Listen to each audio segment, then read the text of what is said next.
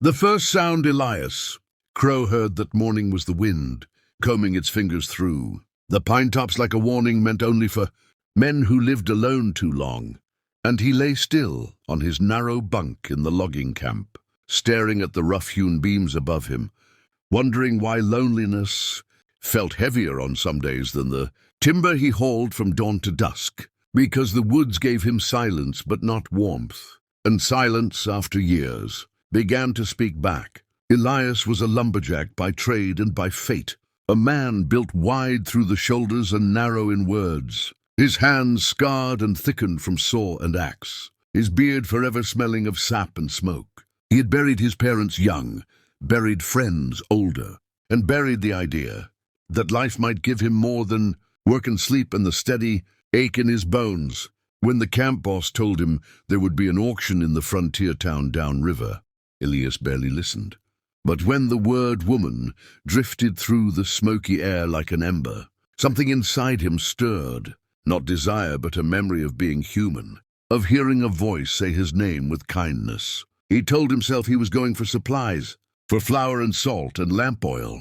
But by noon he was walking the dusty main street, boots heavy, heart heavier, and the town felt wrong, like a place where men gathered not to live, but to trade pieces of themselves they pretended not to need. The auction platform stood crooked in the square, sun-bleached and splintered, and a small crowd had gathered, men in hats pulled low, eyes sharp with hunger or boredom, the kind of eyes Elias had learned to avoid. He stood at the edge, arms folded, jaw tight, telling himself he would leave, that this had nothing to do with him, when the auctioneer's voice cracked through the air and a hush fell like a held breath. They brought her out then, and the world seemed to narrow until there was only the platform and the figure standing on it.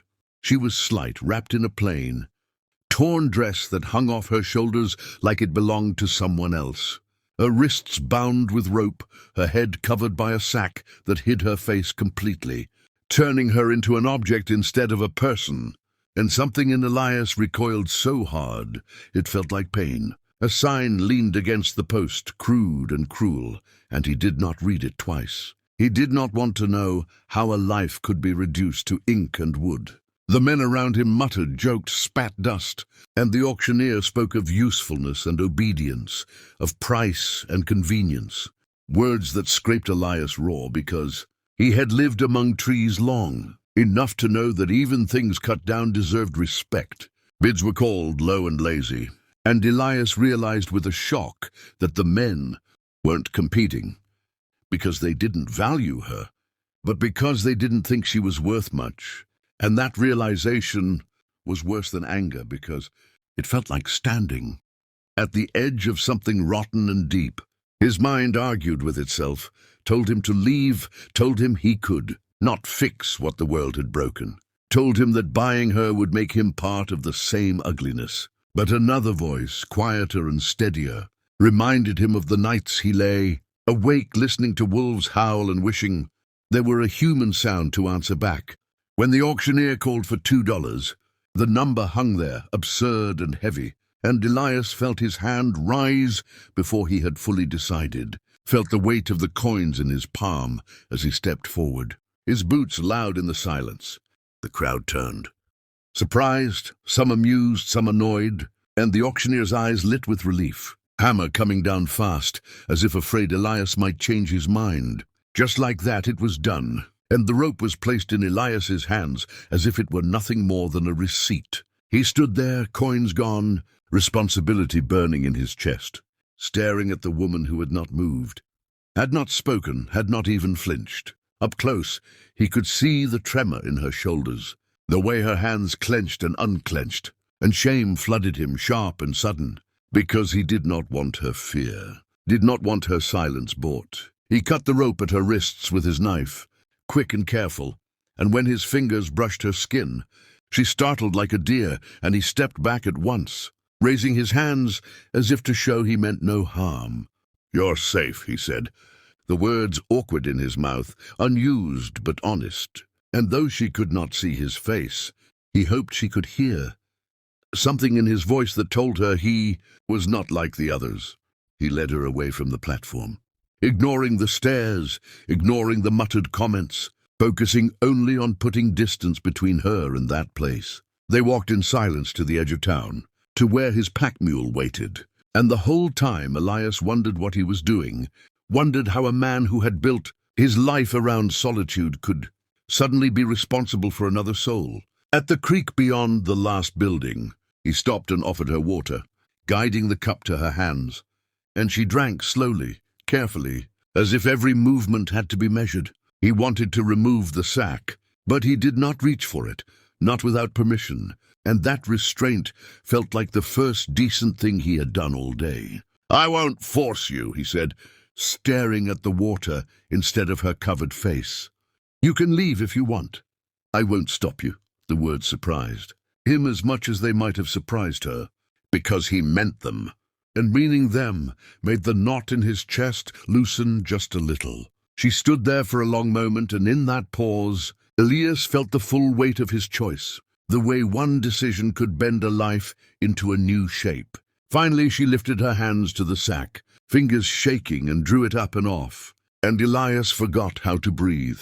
Her face was pale and thin, marked by old fear and newer exhaustion, but her eyes were steady, dark and intelligent, and when they met his, there was no gratitude there yet, no trust, only a careful assessment, as if she were deciding whether the world had finally run out of ways to hurt her. "My name," she said, voice rough but clear, "is Anna." The sound of it struck Elias harder than the auctioneer's hammer ever could have, because names meant existence, meant being seen, and in that moment he knew he could not walk away. Not now, not after she had given him that. He nodded, feeling something settle in his bones, something like purpose. "I'm Elias," he said, and the simplicity of it felt like a promise. He did not know then that this moment would become the hinge of his life, that the road ahead would be harder and brighter than anything he had known.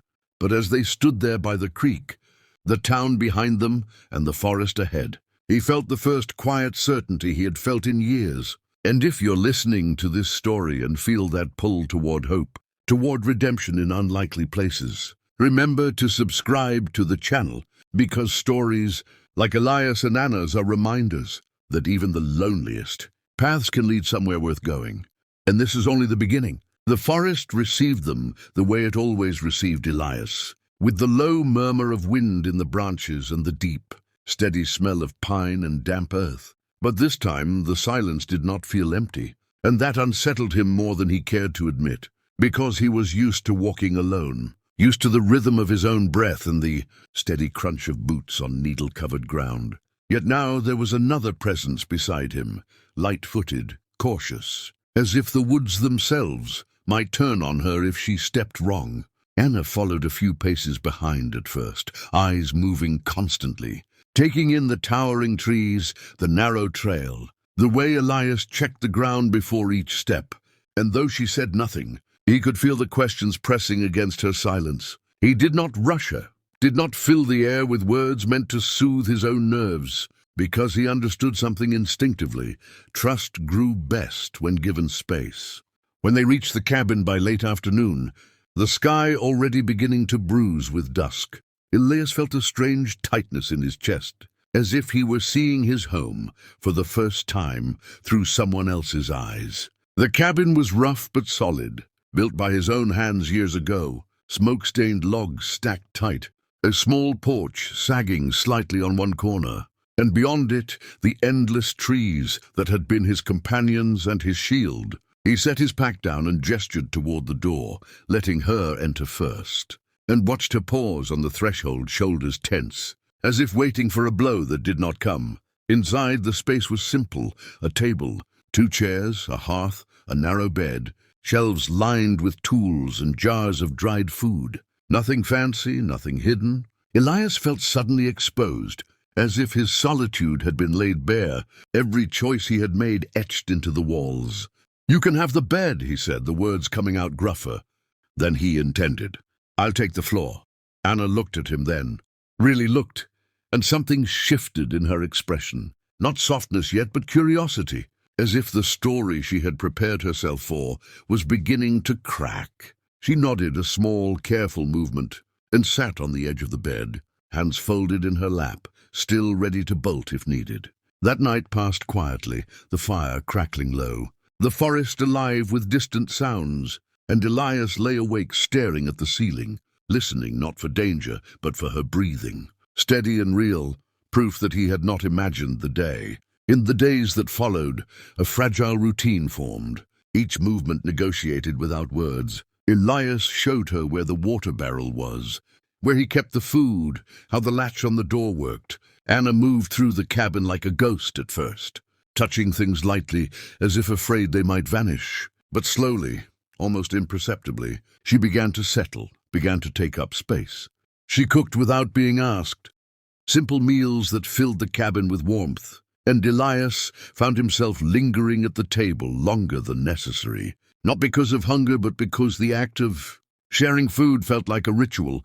He had forgotten how to perform. They spoke in fragments at first, practical things, the weather, the work ahead, but sometimes in the quiet moments, Anna would look out the small window toward the trees, and her eyes would go distant, and Elias knew better than to pry.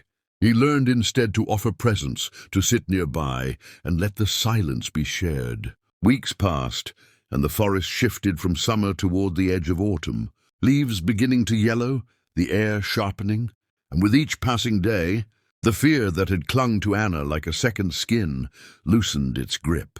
She laughed once unexpectedly, at a joke Elias barely realized he had made, and the sound startled them both, bright and fragile, and something in his chest cracked open. It was not romance that bloomed first between them, but respect, a slow recognition of each other's wounds and strengths. And in that steady ground, something deeper took root. One evening, as they sat by the fire, Anna spoke of her past, not in detail, not in scenes meant to shock, but in truths that mattered, that she had been sold and resold, that her name had been taken from her so many times she had almost forgotten it, that saying it aloud that day by the creek had felt like stepping back into herself. Elias listened without interruption, his hands clenched, not in anger, but in the effort it took not to promise things he could not guarantee. When she finished, the fire popping softly between them, he said only, "You're safe here," and this time she believed him. Winter crept in early, snow dusting the ground, the cabin holding fast against the cold, and the world narrowed to the two of them and the work that kept them alive. It was during one of those long, quiet nights, the wind howling outside, that Anna turned to him and said his name the way someone might say a prayer, and in that moment, Elias understood that the loneliness he had carried for so long had finally loosened its hold. He did not ask her to marry him out of obligation or gratitude, but because life had already bound them in quieter, stronger ways, and when he asked, it was with humility, with the knowledge that love was not a thing to be bought or claimed, but chosen every day. Anna's answer was simple, steady, spoken with the same courage she had shown since the moment she removed the sack from her head, and when she said yes, it felt less like a beginning than a continuation of something that had been waiting. They married in the spring, no crowd, no spectacle, just vows spoken under the trees that had witnessed their becoming. And Elias thought of the man he had been when he walked into that town with $2 in his pocket and a hollow ache in his chest, and he hardly recognized him.